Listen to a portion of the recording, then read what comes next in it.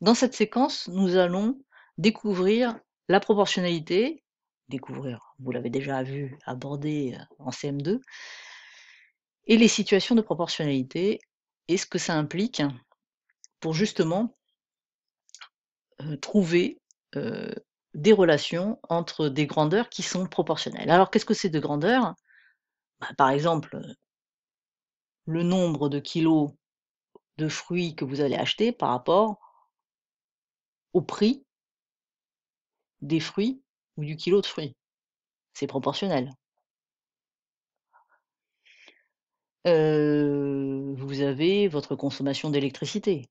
Vous savez que, plus vous consommez, plus vous payez et c'est proportionnel à ce que vous consommez.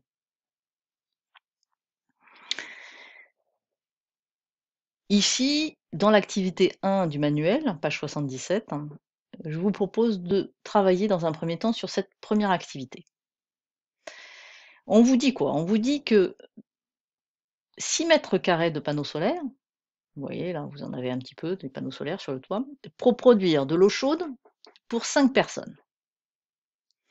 Et on vous dit que la superficie de panneaux solaires et le nombre de personnes approvisionnées sont proportionnels. Ça veut dire que 6 mètres carrés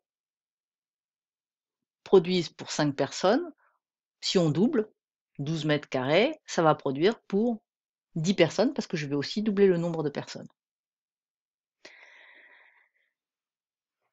Ça, c'est une situation de proportionnalité, on vous le dit. Donc il va y avoir un coefficient de proportionnalité.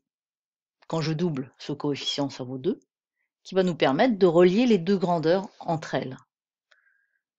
Ici, on vous demande, dans un premier temps, combien de personnes peut-on approvisionner en eau chaude avec 18 mètres carrés? Ça veut dire que je vais chercher, dans 18 mètres carrés, combien de fois j'ai 6 mètres carrés. Ça va me donner un coefficient qui va me permettre ensuite de trouver le nombre de personnes. Avec 60 mètres carrés, combien de fois dans 60 mètres carrés j'ai 6 mètres carrés, dans 78 mètres carrés, etc. Là, dans la question B, on fait un petit peu, on part du résultat, on se dit quelle superficie de panneaux solaires faut-il pour approvisionner 20 personnes? Je sais que pour 5 personnes, j'ai besoin de 6 mètres carrés. Donc pour 20 personnes, j'aurais besoin de, voilà, à vous d'écrire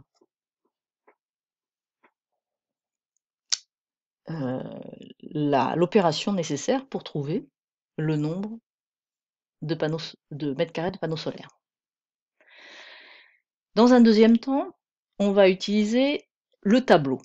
Un tableau, ça permet de poser une situation de proportionnalité et de calculer facilement, parce qu'on va voir tout de suite comment ça fonctionne.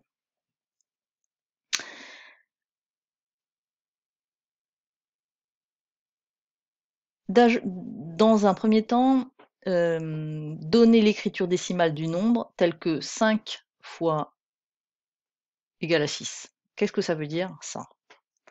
Ça veut dire que pour passer, quel est le nombre qui multiplié par 5 donne 6? Le nombre qui multiplié par 5 donne... Voilà. Donc, qu'est-ce que ça signifie 5 fois un nombre caché, imaginons que ce soit une carte qui soit retournée, qui donne 6. 5 fois un nombre qui donne 6, ça veut dire que je cherche un nombre qui, ce nombre-là, c'est 6 divisé par 5.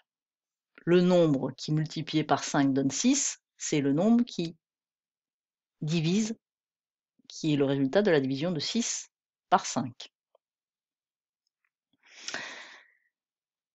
Donc, 6 divisé par 5, ça fait 1,2.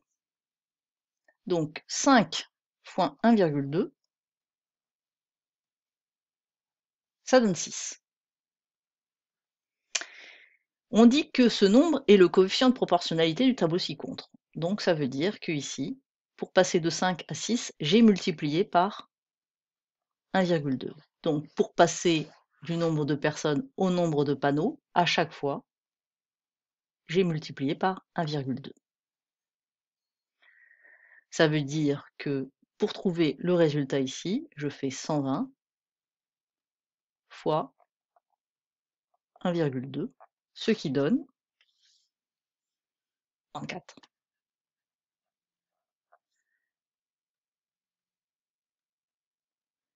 Donc ici, 120 personnes, pour chauffer l'eau pour 120 personnes, il me faut 144 mètres carrés de panneaux solaires.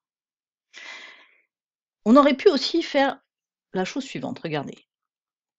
Nombre de personnes, je reproduis le tableau, hein. Superficie, donc en mètres carrés. Je vais pas tracer le tableau correctement, mais je veux juste... c'est un peu difficile à main levée. Voilà. Ici, donc, 5 personnes et 6 mètres carrés.